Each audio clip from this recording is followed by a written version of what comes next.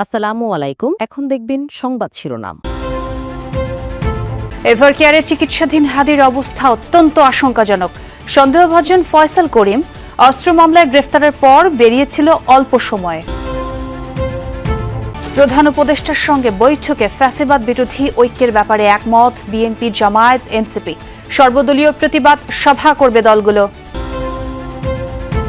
চট্টগ্রাম, ঢাকায় দুই প্রার্থীর ওপর হামলার ঘটনায় ফায়দা লোটার চেষ্টা করছে অনেকে। মন্তব্য তারেক রহমানের। নিজেদের মধ্যে মতপার্থক্য কমানোর আহ্বান। সম্মুখ সারির জুলাই যোদ্ধাদের বিশেষ নিরাপত্তা দেবে স্বরাষ্ট্র মন্ত্রণালয়। ভোটারদের মাঝে আতঙ্ক তৈরি করবে টার্গেট কিলিং শঙ্কা সম্ভাব্য প্রার্থীদের। মুখপাত্রের ওপর সন্ত্রাসী হামলার প্রতিবাদে শাহবাগে ইনকিলাব মঞ্চের বিক্ষোভ। রাজধানী সহ সারা দেশে বিএনপির প্রতিবাদ কর্মসূচি। হাদির ওপর হামলায় ভোট সুষ্ঠু হওয়া নিয়ে শঙ্কা নির্বাচন বিশেষজ্ঞের। বড় কোনো প্রভাব ফেলবে না বললেন কমিশনার মাসুদ। এতক্ষণ শুনছিলেন সংবাদ শিরোনাম, এখন দেখবেন বিস্তারিত। ওসমান হাদির মস্তিষ্ক মারাত্মকভাবে ক্ষতিগ্রস্ত। অস্ত্রোপচার শেষে তাকে কনজারভেটিভ ম্যানেজমেন্টে রাখা হয়েছে। প্রয়োজন অনুযায়ী সাপোর্ট দেওয়া হবে বলে জানিয়েছে এভারকেয়ারের 13 সদস্যের মেডিকেল বোর্ড। এক বিবৃতিতে বোর্ড জানায়, হাদির ফুসফুসে আঘাত আছে। এখন তিনি ভেন্টিলেটর সাপোর্টে আছেন। অবস্থা অত্যন্ত আশঙ্কাজনক। শনিবার হাদির খোঁজ নিতে যাওয়া রাজনৈতিক নেতারা দেশবাসীর কাছে তার জন্য দোয়াও চেয়েছেন। মাথায় গুলিবিদ্ধ ওসমান হাদি প্রথম দফা অস্ত্রোপচারের পর জীবন মৃত্যুর সন্ধিক্ষণে এভারকেয়ার হাসপাতালে নিবিড় পর্যবেক্ষণে চিকিৎসায় 13 জন বিশেষজ্ঞের সমন্বয়ে মেডিকেল বোর্ড গঠন করা হয়েছে। এক বিবৃতিতে জানানো হয়েছে, মস্তিষ্ক সহ নানা জটিলতায় অত্যন্ত সংকটাপন্ন ওসমান হাদি। পরিবারকে জানানো হয়, হাদির ফুসফুসেও আঘাত আছে। এই মুহূর্তে তাকে ভেন্টিলেটর সাপোর্টে রাখা হয়েছে। শনিবার সকাল থেকেই এভারকেয়ারে আসতে থাকেন রাজনৈতিক দলের নেতারা। গণমাধ্যমে তারা দাবি করেন, নির্বাচন সামনে রেখে 50 জন প্রার্থীকে টার্গেট করেছে পতিত আওয়ামী লীগ। এর প্রথম শিকার ওসমান হাদি। এই ব্যর্থতার দায় স্বরাষ্ট্র উপদেষ্টাকে নিতে হবে বলেও জানান তারা।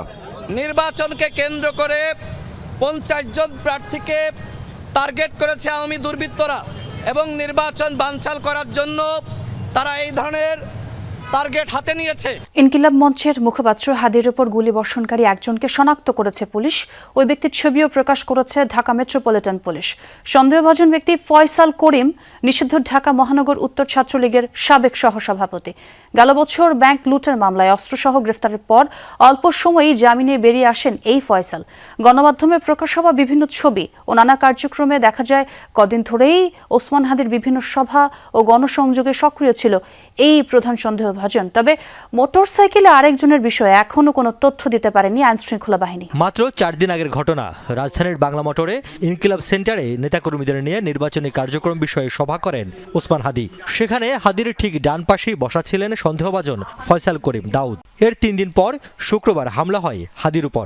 খুব কাছ থেকে গুলি করা হয় তাকে। তার আগে মতিঝিল এলাকায় গণসংযোগে হাদির পাশেই দেখা যায় ওই ব্যক্তিকে। ওসমান হাদির উপর হামলার ঘটনায় সম্মিলিতভাবে প্রতিবাদ সভা করার সিদ্ধান্ত নিয়েছে বিএনপি, জামায়াত ইসলামী ও জাতীয় নাগরিক পার্টি এনসিপি। প্রধান উপদেষ্টা ডক্টর মোহাম্মদ ইউনূসের সাথে বৈঠকে এই সিদ্ধান্ত হয়। আগামী 2-1 দিনের মধ্যে এই সভা অনুষ্ঠিত হবে। বিএনপির স্থায়ী কমিটির সদস্য সালাউদ্দিন আহমদ জানান, রাজনৈতিক বিতর্ক যতই থাকুক, দেশের স্বার্থে ফ্যাসিবাদ বিরোধী আন্দোলনে সবাই ঐক্যবদ্ধ। এদিকে এনসিপির আহ্বায়ক নাহিদের দাবি, দেশকে অস্থিতিশীল করতে আওয়ামী লীগকে সহায়তা করছে ভারত। বৈঠকে প্রধান উপদেষ্টা রাজনৈতিক দলগুলোকে ঐক্যবদ্ধ থাকার আহ্বানও জানান। রাষ্ট্রীয় অতিথি ভবন যমুনায় প্রধান উপদেষ্টার সাথে সাক্ষাৎ করে বিএনপি, জামায়াত ইসলামী ও এনসিপির প্রতিনিধি দল। বৈঠকে প্রধান উপদেষ্টা বলেন, ওসমান হাদির উপর হামলা পূর্ব পরিকল্পিত। তাদের উদ্দেশ্য নির্বাচন বানচালের। ষড়যন্ত্রকারীরা তাদের নেটওয়ার্ক বিস্তৃত করেছে। প্রশিক্ষিত শুটার নিয়ে মাঠে নেমেছেন। শুধু সরকার নয়, দল মত নির্বিশেষে সবাইকে সতর্ক ও ঐক্যবদ্ধ থাকার আহ্বান জানান তিনি। বৈঠক শেষে গণমাধ্যমের সাথে কথা বলেন বিএনপি নেতা সালাউদ্দিন আহমদ। বলেন, হাদির উপর হামলা বাংলাদেশের উপরে হামলা। সামনে নির্বাচন, বিভিন্ন রকমের রাজনৈতিক বিতর্ক হবে, কিন্তু আমরা ওই পর্যায়ে বিতর্ক করব না যাতে করে আমাদের ঐক্য বিনষ্ট হয়। পতিত ফ্যাসিবাদকে অবশ্যই আমরা এই বার্তা দিতে চাই, এই জাতীয় কোনো ধরনের হামলা করে বাংলাদেশের গণতান্ত্রিক উত্তরণকে বাধাগ্রস্ত করতে পারবে না, প্রতিহত করতে পারবে না। এদিকে ওসমান হাদির উপর হামলার পেছনের উদ্দেশ্য কি তা খুঁজে বের করার পরামর্শ দিয়েছেন বিএনপি ভারপ্রাপ্ত চেয়ারম্যান তারেক রহমান। অনেকেই এই হামলা থেকে ফায়দা নেওয়ার চেষ্টা করছে বলেও মন্তব্য করেন তিনি। দেশ করার পরিকল্পনা অনুষ্ঠানে লন্ডন থেকে যুক্ত হয়ে কথা বলেন বিএনপির ভারপ্রাপ্ত চেয়ারম্যান তারেক রহমান। আরও যুক্ত করে বলেন, নিজেদের মধ্যে মতপার্থক্য না কমালে তা দেশের জন্য ভালো ফল বয়ে আনবে না, আর ক্ষমতায় গেলে বিদেশের দক্ষ কর্মী পাঠানোর ব্যবস্থা করা হবে বলেও জানান তিনি। রাজধানীর খামারবাড়িতে বিএনপির দেশ গড়ার পরিকল্পনা অনুষ্ঠান, এতে প্রধান অতিথি হিসেবে লন্ডন থেকে ভার্চুয়ালি যুক্ত হন দলের ভারপ্রাপ্ত চেয়ারম্যান তারেক রহমান। অনুষ্ঠানে বিএনপির নানা পরিকল্পনা তুলে ধরেন তারেক রহমান। জানান, ক্ষমতায় গেলে দক্ষ জনশক্তি রপ্তানি বাড়ানো হবে, এজন্য শ্রমিক পাঠানোর আগে তাদেরকে দক্ষ করে গড়ে তোলা হবে।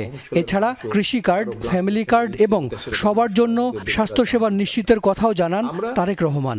হেলথ কেয়ারার অ্যাপয়েন্ট করব। শহীদ জিয়ার সময় পল্লী চিকিৎসক একটা ভেরি পপুলার একটা মানুষ ছিল, এক গ্রুপ নাম্বার অফ পিপল ছিল। এরা গ্রামে ঘরে ঘরে ঘরে ঘরে প্রত্যেকটা মানুষের কাছে যাবে, প্রত্যেকটা মানুষের কাছে তারা গিয়ে মা বোনদের কাছে যাবে, তাদেরকে বলবে, ভাই এই জিনিস আপনি খেন না, তাহলে হার্টের প্রবলেম কম হবে, এই জিনিস খেন না ডায়াবেটিস কম হবে, এই জিনিস খেন না কিডনির প্রবলেম কম হবে।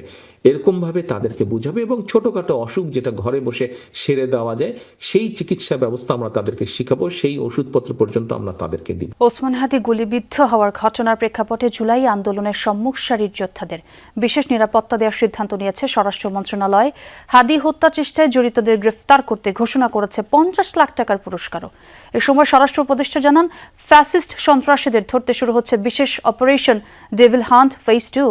তারেক রহমানের নিরাপত্তার শঙ্কা নেই দাবি করে উপদেষ্টা বলেন, বিএনপির ভারপ্রাপ্ত চেয়ারম্যানের সর্বোচ্চ নিরাপত্তা নিশ্চিত করা হবে। ইনকিলাব মঞ্চের মুখপাত্র ও ঢাকা 8 আসনের প্রার্থী ওসমান হাদি গুলিবিদ্ধ হওয়ার ঘটনায় প্রশ্নের মুখে আইন শৃঙ্খলা পরিস্থিতি সংকটময়। এমন অবস্থায় শনিবার ছুটির দিনে সচিবালয়ে স্বরাষ্ট্র মন্ত্রণালয়ের আইন শৃঙ্খলা সংক্রান্ত কোর কমিটির জরুরি বৈঠক। স্বরাষ্ট্র উপদেষ্টার সভাপতিত্বে অনুষ্ঠিত বৈঠকে উপস্থিত ছিলেন নিরাপত্তা উপদেষ্টা সহ সেনাবাহিনী, পুলিশ, বিজিবি ও বিভিন্ন গোয়েন্দা সংস্থার প্রধান ও ঊর্ধ্বতনরা। তফসিল ঘোষণার পরদিনই এ ধরনের ঘটনায় নির্বাচনকালীন সার্বিক আইন শৃঙ্খলা পরিস্থিতি নিয়ে আলোচনা হয়। স্বরাষ্ট্র উপদেষ্টা বলেন, হাদির উপর হামলার ঘটনায় জড়িতদের কেউ ছাড় পাবে না। আগামী 48 ঘন্টার মধ্যে ইনকিলাব মঞ্চের মুখপাত্র ওসমান হাদির উপর হামলাকারীদের গ্রেফতার করা না হলে অন্তর্বর্তী সরকারের বিরুদ্ধে আন্দোলন শুরু হবে, এমন হুঁশিয়ারি দেওয়া হয়েছে বিক্ষুব্ধ নাগরিক সমাবেশ থেকে। হত্যাচেষ্টার প্রতিবাদে সোমবার কেন্দ্রীয় শহীদ মিনারে সর্বদলীয় সমাবেশের ডাক দিয়েছে ইনকিলাব মঞ্চ। দুপুরে শাহবাগে ইনকিলাব মঞ্চের গণপ্রতিরোধ ও বিক্ষোভ সমাবেশ থেকে এসব ঘোষণা দেন বিভিন্ন রাজনৈতিক দলের নেতৃবৃন্দ ও বিশিষ্টজনেরা। ওসমান হাদিকে হত্যা চেষ্টার প্রতিবাদে শাহবাগে ইনকিলাব মঞ্চের ডাকে শনিবার দুপুরে বিক্ষুব্ধ নাগরিক সমাবেশ ও গণপ্রতিরোধ কর্মসূচিতে অংশ নেন বিভিন্ন রাজনৈতিক দল ও সংগঠনের নেতাকর্মীরা। ওসমান হাদির উপর হামলার ঘটনা নির্বাচনে বড় কোনো প্রভাব ফেলবে না, নির্দিষ্ট সময় হবে ভোট, দায়িত্ব পালনের শক্ত অবস্থানেই আছে ইসি, জানিয়েছেন নির্বাচন কমিশনার আব্দুর রহমান এল মাসুদ। টেলিফোনে যমুনা নিউজকে তিনি বলেন, আইন শৃঙ্খলা পরিস্থিতি ভালো রাখতে সচেষ্ট হতে হবে আইন শৃঙ্খলা বাহিনীগুলোকেই। আর এই ঘটনা ব্যাপারে যে নির্বাচনের পর কোনো খুব বড় একটা প্রভাব ফেলবে এটা আমরা মনে করছি না। আমরা মনে করতেছি যে আমাদের সতর্ক থাকতে হবে, আমাদের আইন শৃঙ্খলা আরো বেশি জোরদার করবেন। আর নির্বাচন ইনশাল্লাহ নির্দিষ্ট তারিখেই হবে, বলতে পারি যে আমরা খুব শক্ত অবস্থানে থাকবো।